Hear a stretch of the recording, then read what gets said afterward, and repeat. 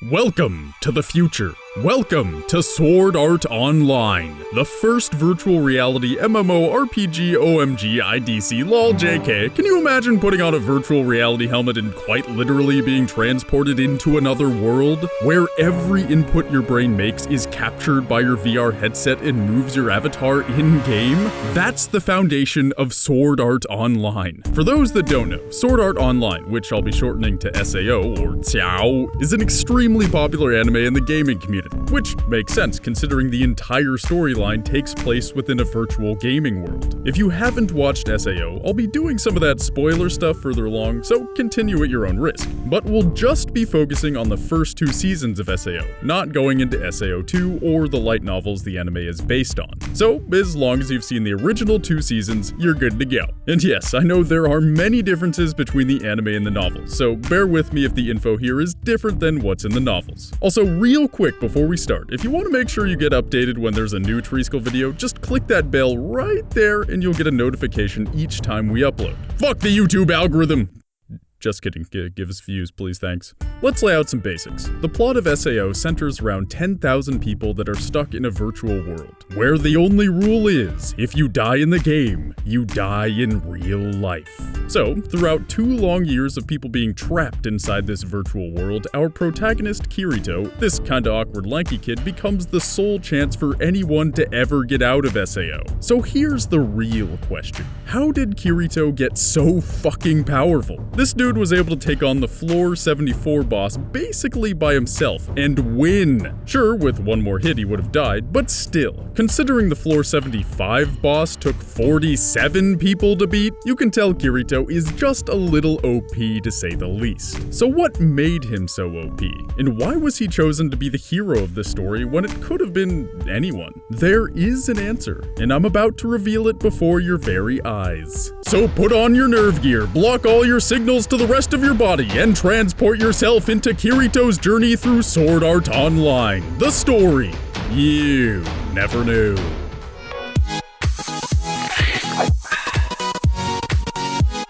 Alright, let's focus on backstory a little bit so we're all on the same page. In the anime, SAO is the very first virtual reality MMORPG ever made. A limited release of 10,000 copies were sold on the first day of its release. Those 10,000 people were transported into the virtual world of Aincrad. Now this next stuff is important. The structure of Aincrad is a series of floors, 100 of them to be exact. In between each floor is a dungeon, and hidden within each dungeon is a boss room that must be cleared to access the next floor. Once a dungeon has been cleared, it stays cleared and then anybody can continue on. The goal of the game is to reach the castle on floor 100, beat the final boss, and win the game. Wait a second, all of you gamers out there should be confused and scratching your heads right now. When have you ever heard of an MMO that has one specific goal for winning? The entire point of MMOs are to immerse players within a world with an annoying amount of other people, give them a shit ton of quests and no endgame so that the game literally never ends. Then developers keep creating more content as experienced players clear everything that's already there. But the game itself is never supposed to feel like you've won or that it's over. That's how games like World of Warcraft becomes so popular. Blizzard created an entire world filled with months of content that take longer to complete than my grandpa on Viagra. But there's never one quest that ends the game.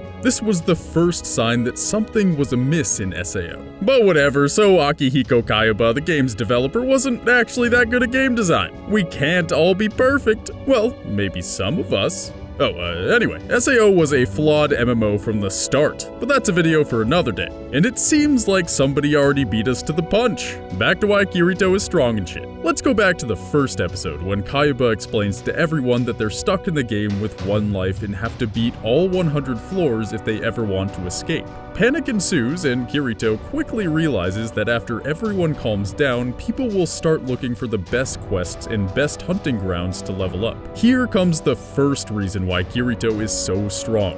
The beta. Pretty obvious, I know, but we gotta address it. So according to the English dub, Kirito got to floor 8 during the 2 months of the SAO closed beta, meaning that he has at least a 2-month head start on where to train, what items to get, where they drop, and what quests to take. He logged hundreds of hours during the beta testing, making him one of the most experienced players in the game. This definitely helped boost him above other players at the start of the anime, and we can see that learning how to play SAO takes time. When Kirito helps his new friend Klein learn to play on the first day, we see that he's a huge noob. Klein figures it out thanks to Kirito's tutoring, but everyone else has to learn for themselves. This experience advantage means Kirito has a massive head start because he knows what in the fuck he's doing.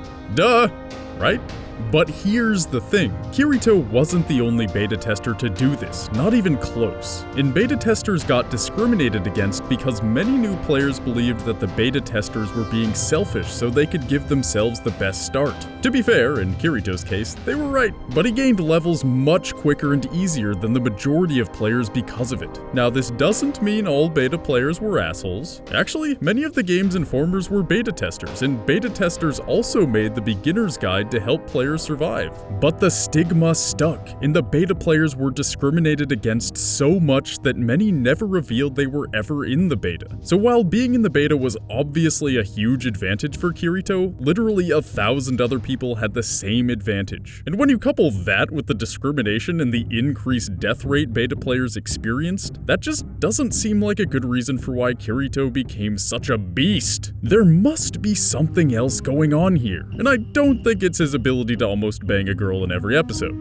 Or maybe it is? Yes, very interesting.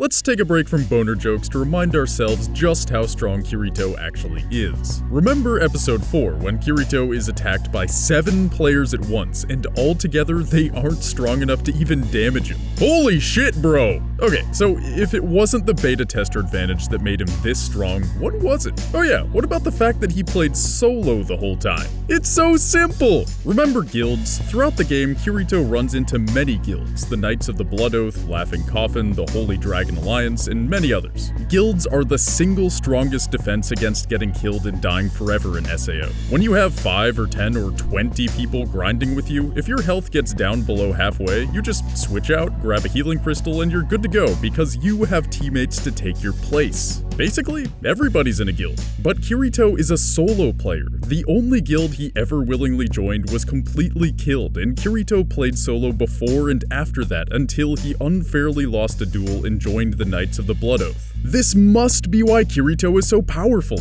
Well, yes and no. Playing solo does mean that you generally get experience and loot faster than other players. Of course, it comes with the whole increased risk of dying thing. Over the course of 2 years of consistently training solo, fighting on the highest floors to find boss rooms and being part of boss raiding parties, it's pretty easy to see how Kirito, already at a higher level due to his training at the start of the game, could expand the level gap between him and the other players by playing solo for the vast majority of the game. But here's the thing. As far as we can tell, Kirito is the only successful solo player in all of SAO. Yes, that's a huge part of why he became so much more powerful than everyone else, but why did he play solo? Out of 10,000 players, why was he the one that could actually play solo and survive? Oh, I know! It must be reaction time! Kirito gets a unique skill from the game because he has the quickest reaction time of all the players left in SAO. He gets the dual wielding skill that allows him to essentially double his damage output and gives him access to over 20 special sword skills that only he can use. That's OP as fuck!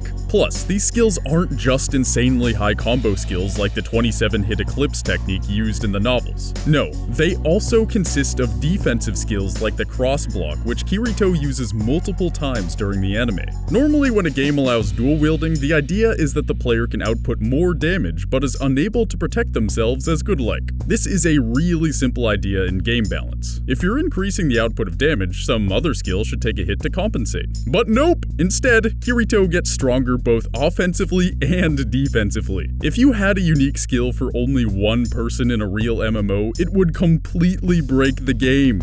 But luckily, this is an anime, so no one cares that Kirito is OP. So we've got it! The true, undisputable, final answer for Kirito being so strong is that he has really good reaction time. The best reaction time, even. Well, no, Kirito was doing just fine before he got a unique skill, and while reaction time is obviously helpful, that doesn't explain why he was able to play solo for so long. Even the best fighters have moments of weakness or just get plain lonely. We're talking about 2 years here. Great fighters like Asuna eventually choose to be leaders in top guilds. As far as we know, only Kirito went solo. So how did he do it? What is the answer? The truth is revealed in episode 3. Kirito finally joins a guild, and after some success and friendship, he becomes pretty attached to them. But in classic SAO fashion, they get super dead 10 minutes later. But think about what Kirito is going through. He loses his entire guild, first to a sneak attack in a dungeon, and the last to suicide upon hearing the news. These are the first people Kirito really trusted in SAO, and at that time, SAO was his life. Later in the episode, after feeling the intense heartache of losing his entire guild, Kirito fights hard to get a revival potion so he can save Sachi. He seemed to really like her, but he finds out that the revival potion only works within 10 seconds of death. Ugh, what an emotional roller coaster. And from that moment on, Kirito never again willingly joins a guild and chooses to fight solo. Ladies and gentlemen, I think we've found the true reason for Kirito's incredible strength. Before we wrap up with an epic conclusion, let's explain why Kirito is so strong in ALO, since it's not for the exact same reasons as SAO. Alfheim Online, or ALO, doesn't have a leveling system. Instead, all of its stats are based on your real-life abilities. So people with actual sword training will be inherently better with swords. From what we can see, after Kirito gets out of SAO, the sword skills he learned in Aincrad have actually transferred to his muscle memory in real life. I guess fighting non-stop for 2 years will do that to you. We can see this when Kirito duels his younger sister IRL. His fighting stance and his style mimic how he fought in SAO exactly. So much so that after the fight, he tries to put his sword back in a virtual sheath out of habit. This means that those 2 years of training in SAO transferred to his body in real life, which again transferred back to his virtual body in ALO. So his virtual training transferred to physical expertise, which then transferred to virtual expertise. Cool.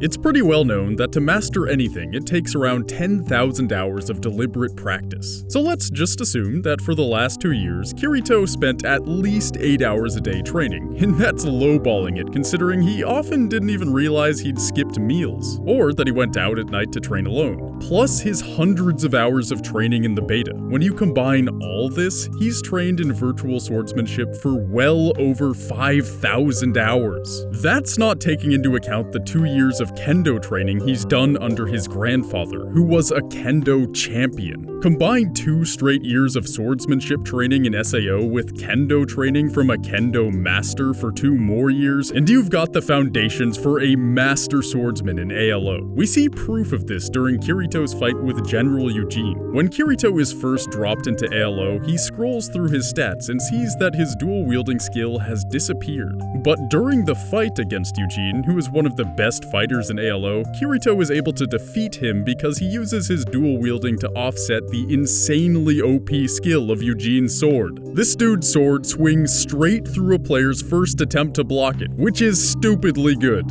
Unless the opponent has dual wielding. Ba-bam! So Kirito defeats him with dual wielding, a skill he learned in SAO, which transferred to real life, then transferred back into ALO, even though the skill itself doesn't exist in that game. Plus all of his other skills and stats transferred from SAO to ALO. So you have the best player in SAO getting all his shit besides his unique sword skills, which he then uses anyway. It's no wonder he's still so strong.